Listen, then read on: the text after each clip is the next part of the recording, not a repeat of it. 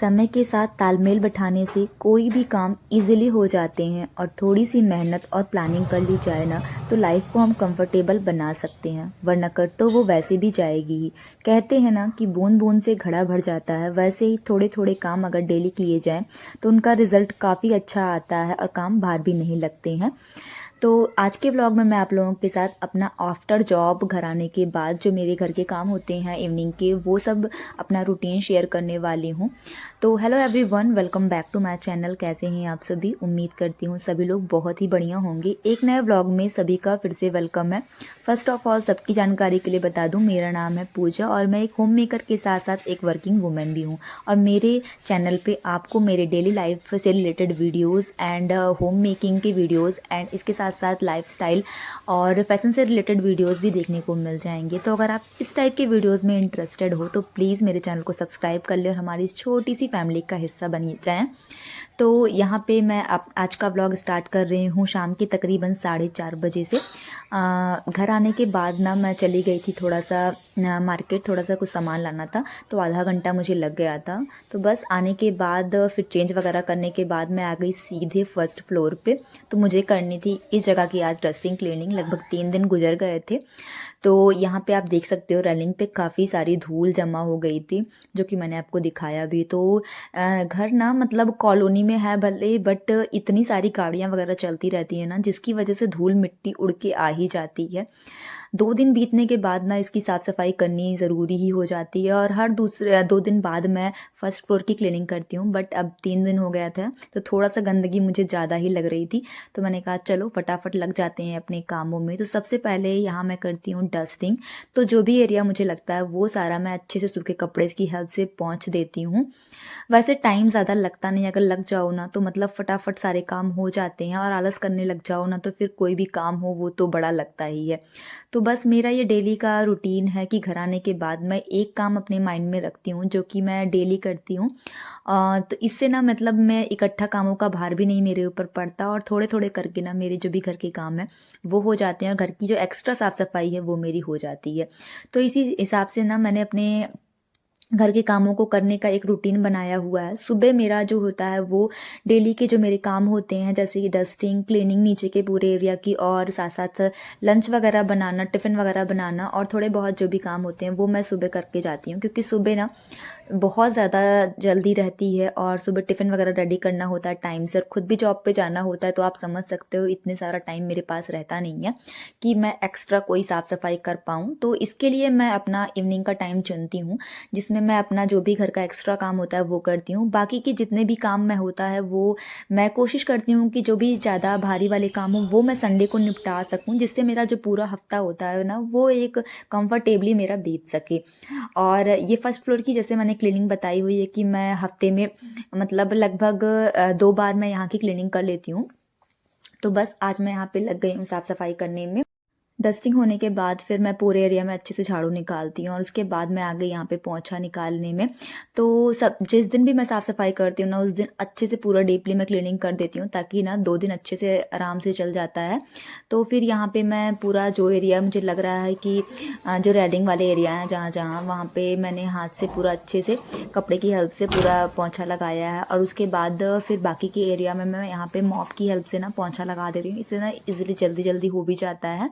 तो फटाफट मैं सारे एरिया को कवर कर ले रही हूँ। और मेरी एक सब्सक्राइबर ने मुझसे पूछा हुआ था कि दीदी आप फर्स्ट फ्लोर के रूम्स की क्लीनिंग वगैरह आप नहीं शेयर करते हो, आप वहाँ पे जल्दी जाते नहीं हो, उसका क्या रीज़न है? तो मैं आपको बता दूँ कि हम घर में 3 जना हैं, हस्बैंड वाइफ और बेटा, और हम दोनों जना वर्किंग पर्सन हैं और बेटा भी स्कूल जाता है। और शाम को आप समझ सकते हो ना कि घर आने के बाद इतने सारे काम होते हैं, तो बहुत कम हम लोगों का फर्स्ट फ्लोर पे जाना होता है। और नीचे ही ना इतनी सारी मतलब रूम है कि हम उसी में ही रह जाते हैं, ऊपर जाने का बहुत कम टाइम हो पाता है और वो मोस्टली बंद ही रहता है। तो बस मैं पूरे महीने में एक बार ही मैं जाके वहाँ की पूरी डस्टिंग क्लीनिंग वगैरह कर पाती हूँ। क्योंकि ना घर इतना बड़ा होने के कारण ना इतना सारा एरिया डेली कवर होता नहीं और वहाँ पे आना जाना कम रहता है, तो इतनी गंदगी होती भी नहीं है।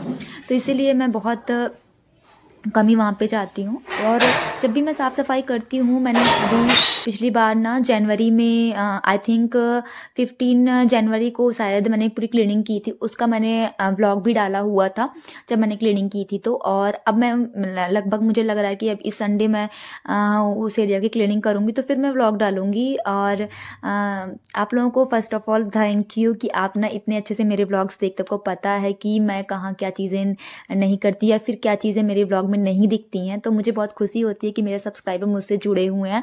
प्लीज़ मुझे आप लोग ये बता दिया करिए कि आप लोग कहाँ से, किस जगह से मुझे वॉच कर रहे हो, तो मुझे भी ये जान के बड़ी खुशी होगी कि एक मेरे जो सब्सक्राइबर हैं वो मुझे कहाँ कहाँ से, किस किस जगह से वॉच कर रहे हैं और मेरी वीडियो किन किन के तक पहुँच रही है, कहाँ कहाँ तक जा रही है।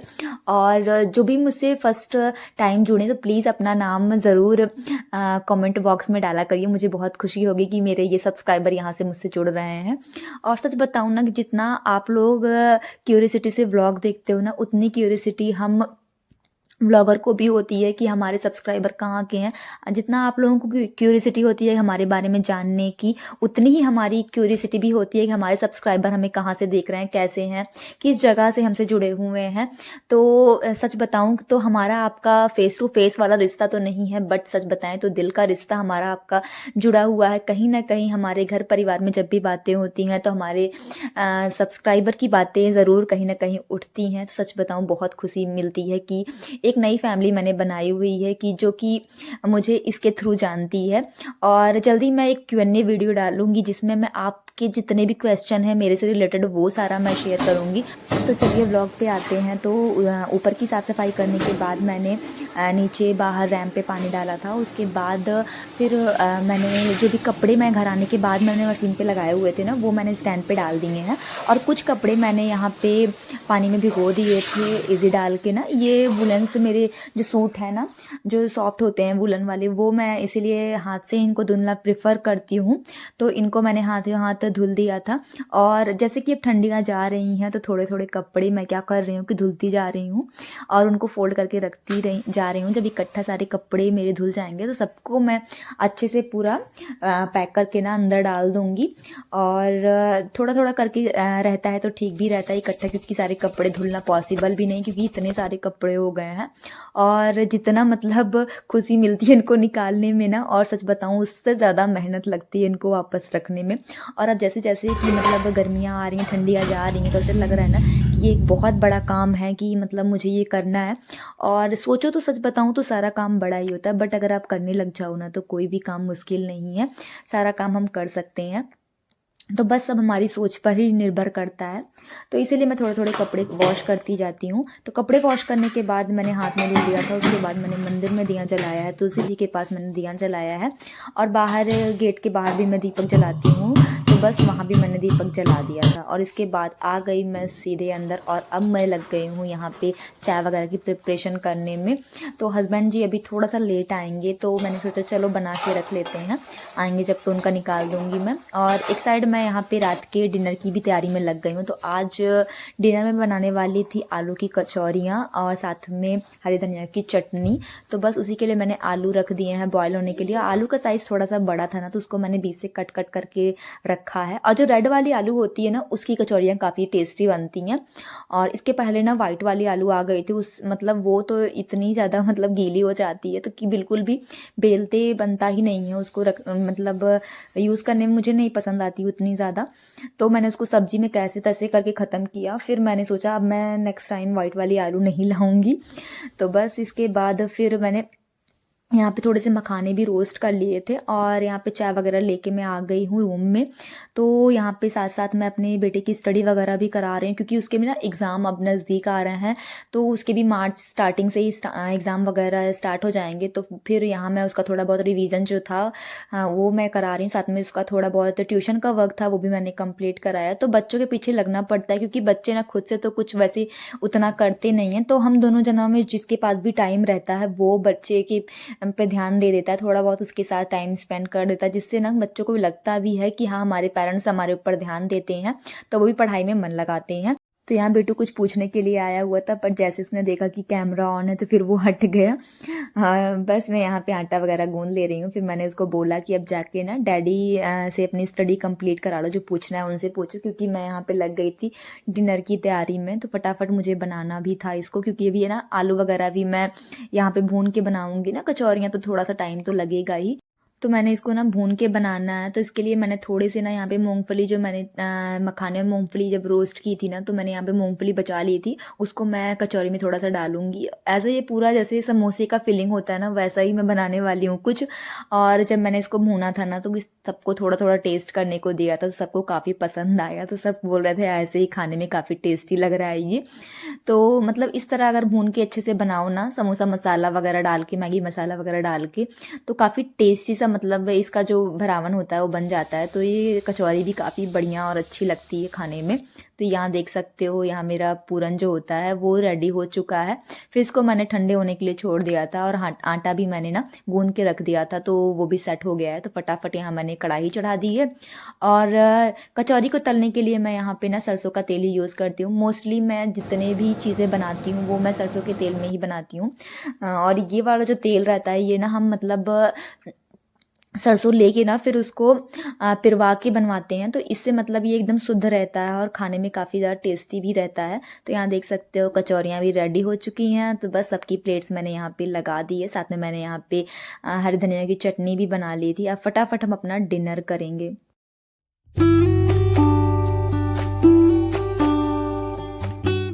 तो आज का खाना ना सबको काफ़ी ज़्यादा पसंद आया था, और सब ना कुछ ज़्यादा ही हो गया था, हैवी हो गया था।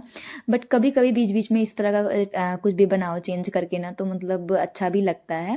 डेली तो नहीं मैं कहूँगी कि हेल्दी होता है, डेली अगर आप ऑयली खा रहे हो तो वो नुकसान ही करेगा, बट बीच बीच में अगर कभी आप कुछ ऐसी चीज़ें बनाओ तो अच्छा रहता है।